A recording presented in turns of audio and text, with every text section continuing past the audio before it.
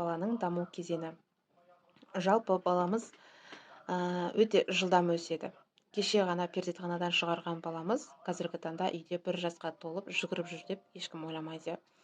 Әрине, кез келген ана өзінің баласын дұрыс дамып жатыр ма, және ол қажетті дағдылардан уақытында игеріп келе ме деген алаңдатулар көп болады.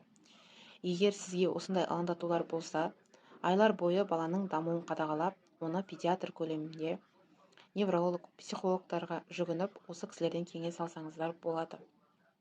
Осы кісілерден кеңес алып, ешқандай ауытқулар жоқ екенін нақты көзіңізге жететін болады.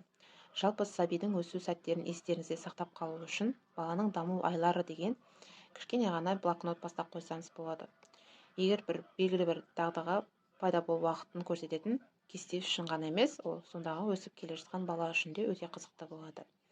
1-ші айда жаңа туған баланың нәрестенің алғашқы бейімделу кезеңі деп айтады. Бала әдеттен тыс, анасының жылы жатырынан тыс өмірге сүруіне үйренеді.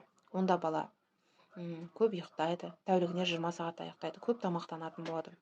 Бұл кезде ата-ана қолайлы жағдай жасау керек, яғни қатты ыстықта, суықтап қалмау үшін, және нәрестені уақытында тамақтандырып, жайлағын уақытында ауыстырып тұру керек.